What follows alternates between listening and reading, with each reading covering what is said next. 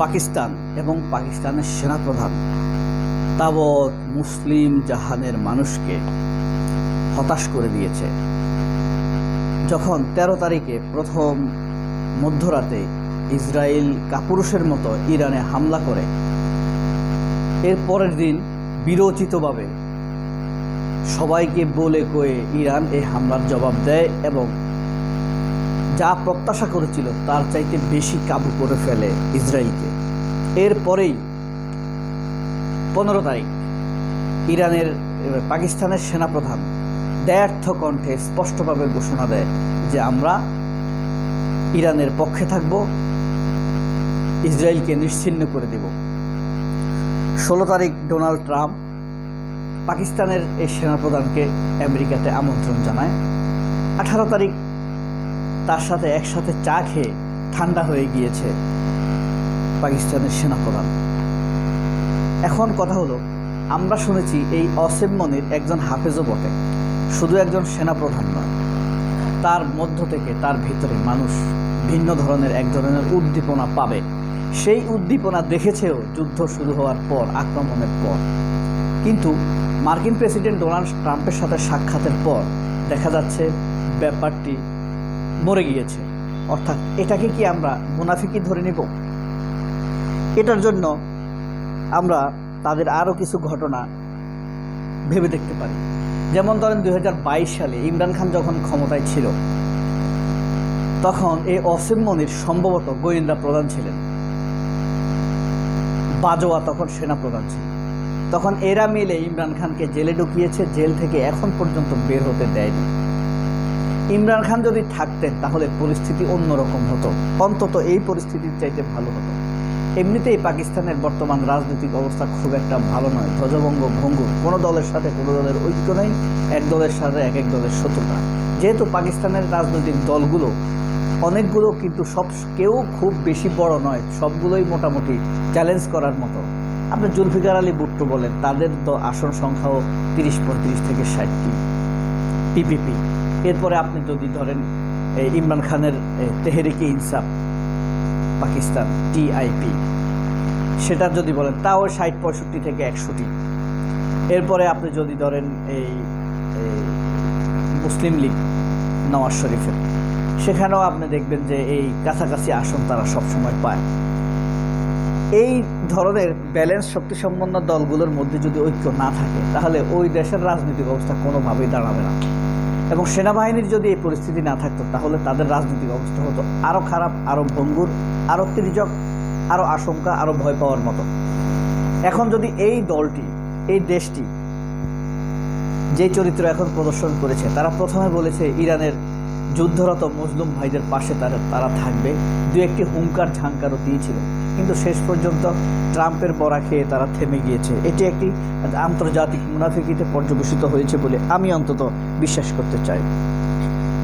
এবং আমরা আরও আশাবাদী হয়েছিলাম, তারা প্রথমে ইরানের সীমান্ত খুলে দিয়েছে, বন্ধ করে দিয়েছে, 2বার খুলেছে, 2বার বন্ধ করে দিয়েছে। আপনাদের নিশ্চয়ই মনে থাকতে পারে 2001 থেকে 3 সালের মধ্যে যখন ইরাক এবং আফগানিস্তান আক্রমণ করে আমেরিকা, তখন কিন্তু এই নওয়াজ শরীফ থেকে ক্ষমতা থেকে হটিয়ে পারভেজ মোশাররফ ক্ষমতায় এসেছিল। এই পারভেজ মোশাররফ আমেরিকাকে অতপ্রতভাবে সহযোগিতা করেছিল এই আফগানিস্তানে সাহায্য করতে। এই পারভেজ মোশাররফের সহযোগিতাই আমেরিকা আফগানিস্তানে আক্রমণ করে তালেবান সরকারের পতন ঘটায়। এখন কথা হলো, পাকিস্তান সহযোগিতা না করলে কি আমেরিকা আফগানিস্তান আক্রমণ করতো না? করতো, তবে খরচ হতো তার 4 গুণ 5 গুণ বেশি। বিষয় হলো, পাকিস্তান সহযোগিতা না করলে কেউ আফগানিস্তানে খুব বেশি সময় টিকতে পারবে না। যেমন 2022 সালে 23 সালে আফগানিস্তান থেকে আমেরিকা চলে যাওয়ার কথা, কিন্তু 2021 সালেই তারা পালিয়ে যেতে বাধ্য হয়। এমন পালিয়েছে যে কয়েকজন বিমান থেকে পড়ে মরে গিয়েছে। এটা হলো পাকিস্তানের কারণেই। এরপরে আপনি দেখেন, কিছুদিন আগে ইরানের সেনাপ্রধান, যেদিন যুদ্ধ শুরু হয় তার পরদিন ইরানের সেনাপ্রধানকে হত্যা করেছে ইসরায়েল। আপনারা মনে রাখতে পারেন, এই যে গত অক্টোবর মাসে ইরানের সেনাপ্রধান পাকিস্তানে গিয়েছিল, তখন পাকিস্তানের সেনাপ্রধান ইরানের সেনাপ্রধানকে একটি ঘড়ি উপহার দিয়েছিল। এই ঘড়িটির মধ্যেই হত্যার বিষক্রিয়া দিয়ে দেওয়া হয়েছে, অর্থাৎ একটি চিপ ঢুকিয়ে দেওয়া হয়েছে। ইসরায়েল কোনো না কোনোভাবে এই গড়িটি পাকিস্তান যেখান থেকে কিনেছে সেখানে পৌঁছাইছে। এই গড়িটি যেখানে যাবে ইসরায়েল বলতে পারবে সেনাপ্রধান কোথায় আছে, কারণ গড়িটির মধ্যে একটি চিপ দেওয়া ছিল।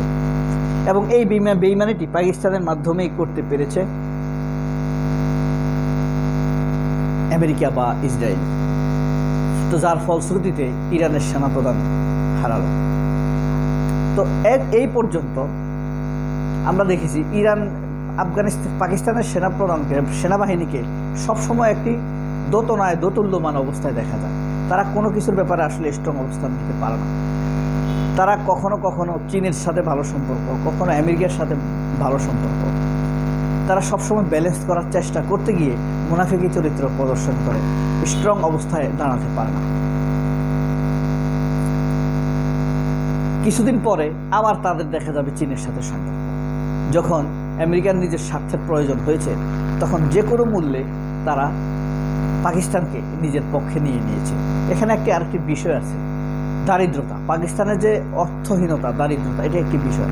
পাকিস্তান সেনাবাহিনীকে আমেরিকা প্রতি বছর $1 বিলিয়ন অর্থাৎ $100 কোটি সামরিক সাহায্য দেয়। সেটা বিমানের মাধ্যমে, হেলিকপ্টারের মাধ্যমে, সামরিক অস্ত্র প্রদানের মাধ্যমে, সামরিক পোশাক এবং নগদ অর্থ প্রদানের মাধ্যমে দিয়ে থাকে। এই অর্থের জন্যই, এই অর্থের লোভে পাকিস্তান সেনাবাহিনী আমেরিকার কবল থেকে বের হতে পারছে না। তবে কোন শক্তিটি আমেরিকার ভিতরে আটকে রাখে, চীনের ভিতরে আটকে রাখে পাকিস্তানকে, সেটি হলো বাণিজ্যের শক্তিটি আমেরিকার সেনাপ্রধান আমেরিকাকে, ধরেন আমেরিকার রাজনীতিকে নিয়ন্ত্রণ করে চীন, এটা আপনি ধরে নেন। আর আমেরিকার সমর শক্তি হলো পাকিস্তানের রাজনীতিকে নিয়ন্ত্রণ করে চীন। পাকিস্তানের রাজনীতিবিদরা সবাই শেষ পর্যন্ত চীনপন্থী, কিন্তু পাকিস্তানের সেনাবাহিনীকে নিয়ন্ত্রণ করে আমেরিকা। পাকিস্তান সেনাবাহিনী সব সময় দেখবেন যে আমেরিকা যেভাবে ইশারা করে তারা সেভাবে পরিচালিত হয়। যখন পাকিস্তানের সেনাবাহিনী রাজনৈতিক শক্তি এবং সামরিক শক্তি মতানৈক্য হয়, সেই কয়দিন পাকিস্তান খুব ভালো থাকে, রাইজিং পজিশনে থাকে, এগিয়ে যাওয়ার পজিশনে থাকে। সেই কয়দিনই ভারত খুব ভয় পায় পাকিস্তানকে। এরপরেই কোনো একটা শক্তি এসে একদিকে নাড়া দেয়, তাদের মধ্যে দূরত্ব তৈরি হয়। সামরিক শক্তিকে নিয়ে যায় আমেরিকা, আর রাজনৈতিক শক্তিকে নিয়ে যায় চীন। আর সামরিক শক্তির প্রভাব বেশি থাকার কারণে রাজনৈতিক শক্তিটা হেরে যায়।